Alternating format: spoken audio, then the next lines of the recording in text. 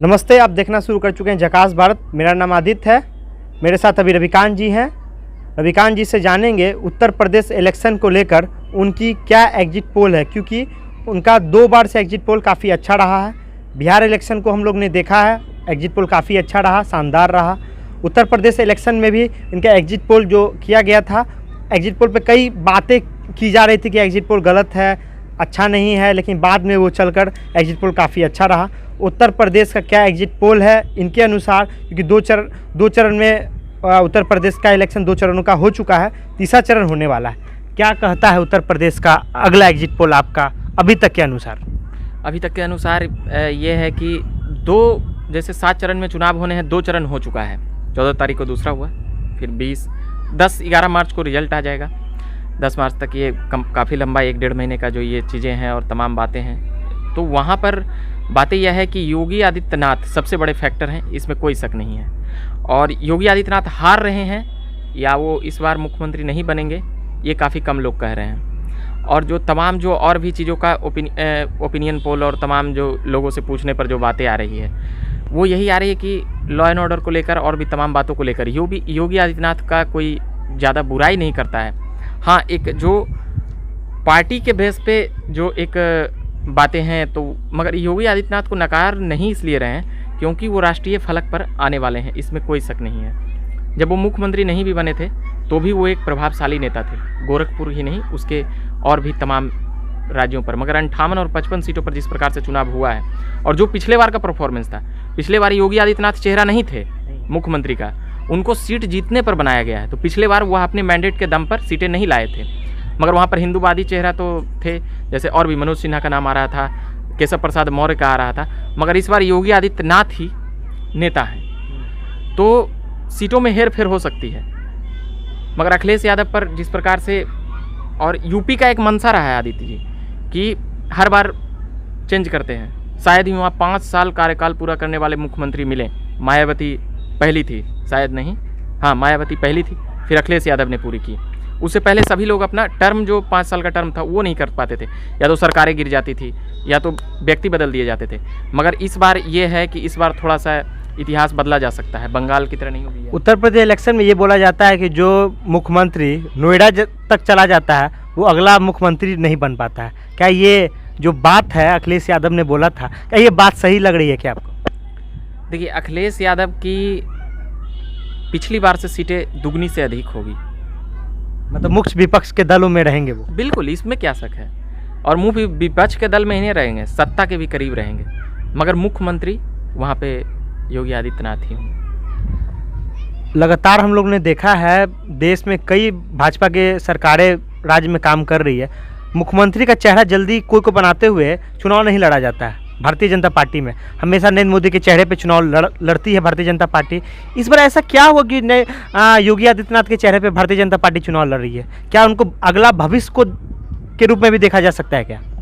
देखिए, योगी आदित्यनाथ जब वहाँ मुख्यमंत्री बने तो उस वक्त हम लिखते थे, मतलब मीडिया के सर्कल में यूट्यूब और फेसबुक पर वीडियो बनाने में इतना सक्रिय नहीं हुए थे या एनालिसिस नहीं करते थे, मगर लिखने वाला एनालिसिस ज़रूर करते थे उस स्तर पर।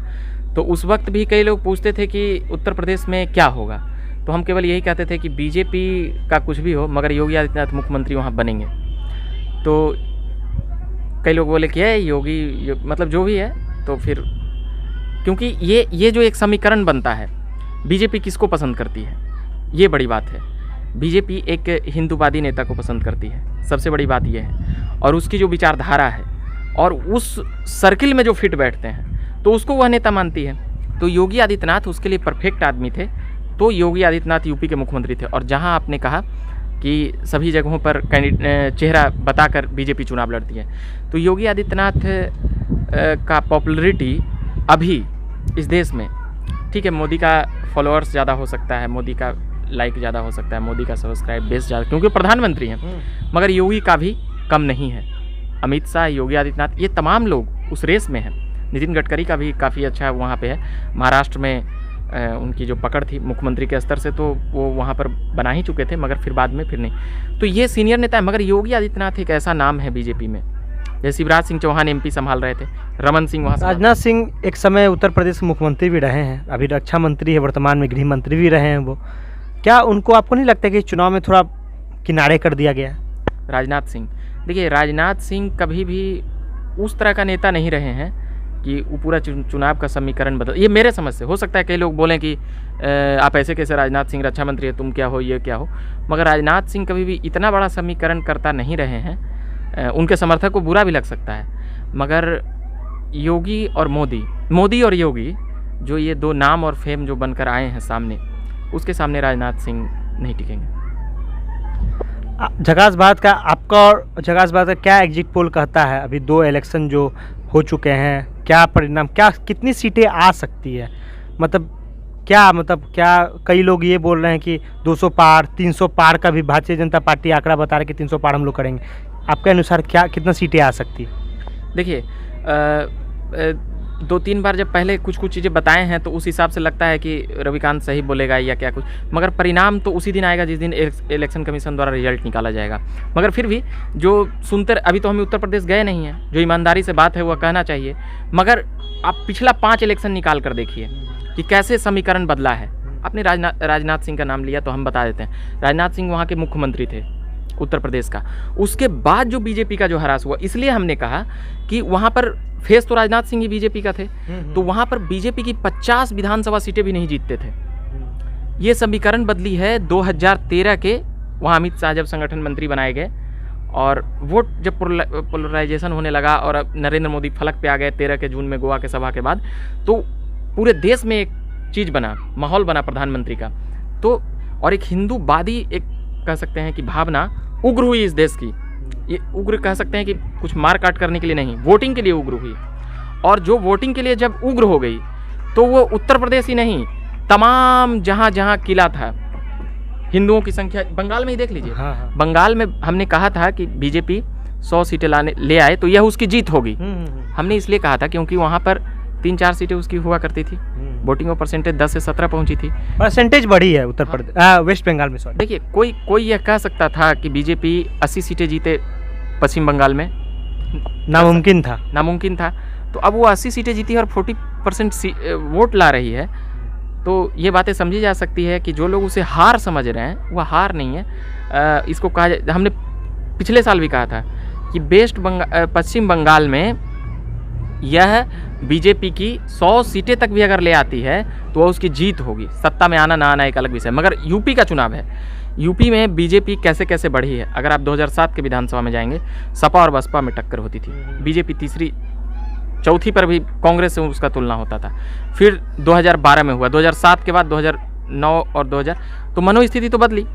तो 2 चुनाव देगी, और जिस प्रकार से 325 सीटें जो आई है वहाँ पर निषाद पार्टी से किए और एक और दल है अपना दल। तो वहाँ पर उस दल से किए, लगभग इन दोनों में सीटें बांटे, तो इन दोनों से कम ही सीट दिए। उत्तर प्रदेश से इलेक्शन में छोटे पार्टियों को बड़ी पार्टी बहुत कैच कर रही है।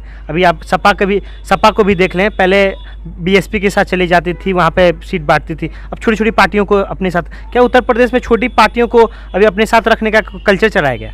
देखिए ये लोग इतनी बड़ी पार्टियां नहीं है कि ज़्यादा डिमांड कर सकती हैं, ठीक है, ये बड़ा चीज़ है। जैसे यहाँ नीतीश बाबू हैं, अब नीतीश कुमार खड़ा हो जाएंगे तो बीजेपी का मुख्यमंत्री नहीं बनने देते हैं। नीतीश कुमार का चेहरा ही देख के लोग, बीजेपी के लोग ही कह देंगे भाई की, क्योंकि जो एक पीढ़ी तैयार हुई है राजनीति की जेपी मूवमेंट के बाद, तो बिहार में तो बीजेपी को लुप्त नीतीश जी ही कर देते हैं। तो यूपी में नहीं चाहती है कि भाई अब यहाँ पाँव पसारने दे दें तो यहाँ पर भी अपना डिमांड कर दे। अब जब नीतीश कुमार वहाँ चुनाव लड़ेंगे तो 2-4 सीट पे तो नहीं है मांगेंगे, कहेंगे कि हमारा अलावा 15-20 सीट या 40, जो भी एक डिमांडिंग होगा ना। नीतीश कुमार वहाँ पर अगर नीतीश कुमार के कारण अगर कुछ चुनाव में अगर जीत हार होती है, अगर बीजेपी की कुछ अच्छा प्रयोग होता है, तो फिर नीतीश कुमार को ज़्यादा डिमांड करेंगे। अगले बार उनको ज़्यादा पार्टियां ये करेगी, फिर एक जातीय समीकरण बनेगी, फिर नीतीश कुमार 2024 के फलक के लिए। तो ये बीजेपी बहुत चीज़ें सोचती है ऊपर में। छोटी पार्टियों को लेकर क्या कल्चर है? छोटी पार्टियों का है कि काम भर सीट दे दें, काम भर वो भी खुश रहें, और उनकी जो जाति का बात आता है, देखिए जाति केंद्रित बिहार यूपी देश भर में राजनीति होती है,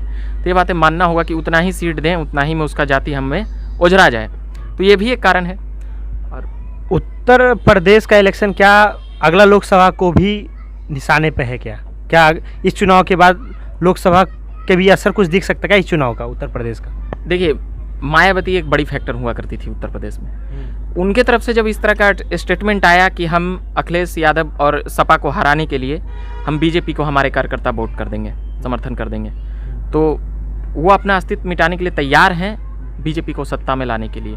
मतलब अगर अखिलेश यादव इस बार आ जाते हैं, यही कारण रहा क्या? अभी मायावती ने बहुत कम मात्रा में रैलियाँ की हैं, क्या यही कारण है क्या? देखिए, कारण यह है कि वो अंदरूनी तौर पर बीजेपी को सपोर्ट कर रही हैं। मतलब अंदर ही गठबंधन हो चुका है। हाँ, ना जैसे कि अब वो अगर बढ़ा तो हमारा लुप्त है, तो क्यों ना हम अपने दुश्मन को ही, एक और दुश्मन को ही समर्थन कर दें कि जो तुम हो वही रहो और दूसरा कोई नहीं बढ़े, ताकि अगला बार हम चांस में आने के लिए नहीं खेलें। और कई दबाव होता है CBI, ED और भी तमाम जांच एजेंसियों का भी, वह एक अलग विषय होता है। मगर मूल बात है कि योगी आदित्यनाथ वहाँ का सबसे बड़े चेहरे हैं। और जहाँ तक सीटों की संख्या की बात है, तो अगर यह कहा जाए कि 238 सीटों से ज़्यादा वहाँ पर 238 सीटों से नहीं, सपा कितना का सीट आ सकता है? सपा का सैकड़ा तो पार करेगी ही करेगी।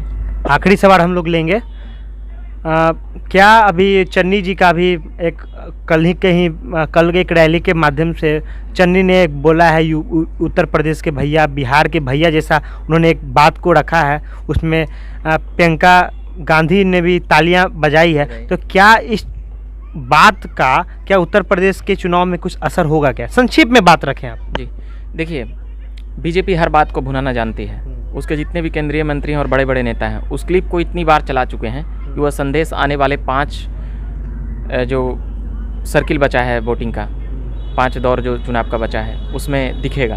और इतना बड़ा असर नहीं हो जाएगा कि पूरा 50 सीट इधर, हाँ थोड़ा बहुत कि हाँ भाई जो चुनावी माहौल में से जनता मूड बना चुकी है वहाँ का, तो उतना ज़्यादा। प्रियंका गांधी का क्या इसके बाद, क्योंकि अभी लगातार उत्तर प्रदेश में ज़्यादा स्टार प्रचारक बोल सकते हैं उनको, क्या उनको अगला उत्तर प्रदेश को चेहरा कांग्रेस के लगता है बनने वाला हो सकती है, बन जाए तो क्या उनका छवि को लेकर क्या, मतलब इसके बाद क्या छवि उनका खराब भी हो सकता है क्या? देखिए, छवि पॉलिटिकल रूप से अच्छा ही कब था, ये भी एक बात है। राहुल गांधी और प्रियंका गांधी से ज़्यादा लोग राहुल गांधी को पसंद करते हैं, ये बातें मैं कहूँगा तो प्रियंका का समर्थक। तो जो प्रियंका गांधी जब से राजनीति में आई है तब से कांग्रेस और पीछे ही गया है। आप देखिए कि राहुल गांधी में जब तक एक नेता लोग देखते हैं, क्योंकि राहुल गांधी का एक पॉलिटिकल कह सकते हैं कि उनका पीढ़ी है पॉलिटिकल, वो उतना ज़्यादा पॉलिटिकल नहीं है। मगर हाँ, कांग्रेस एक विरासत को संभालने वाली पार्टी है, तो प्रियंका गांधी भी उसमें आ गई। तो वंशवाद का लेप तो कांग्रेस लगाना ही चाहती है, इससे वो कैसे बचेगी? और इसका डूबने का कारण यह है, और इसका बचे रहने का भी कारण यही है कि राहुल गांधी कांग्रेस को चलाएंगे और प्रियंका गांधी के बाल बच्चे ही अध्यक्ष बनेंगे। तो ये एक बातें हैं। मगर इस देश में कांग्रेस मजबूत होनी चाहिए, ये भारतीय लोकतंत्र की बहुत ही स्वस्थ परंपरा बनेगी। कांग्रेस को मजबूत करना यह एक बहुत ही जिम्मेदार बात है। तो चलिए, हम लोग अभी उत्तर प्रदेश इलेक्शन को लेकर विस्तार से रविकांत जी के साथ बातचीत कर रहे थे। बहुत बहुत धन्यवाद। आप इस वीडियो को देख रहे हो तो अगर यूट्यूब पे देख रहे हो तो हमारे चैनल को सब्सक्राइब कीजिएगा, बेल आइकन को भी प्रेस कीजिएगा। फेसबुक पर देख रहे हो तो पेज को लाइक कीजिएगा। मेरा नाम आदित्य कुमार है। धन्यवाद।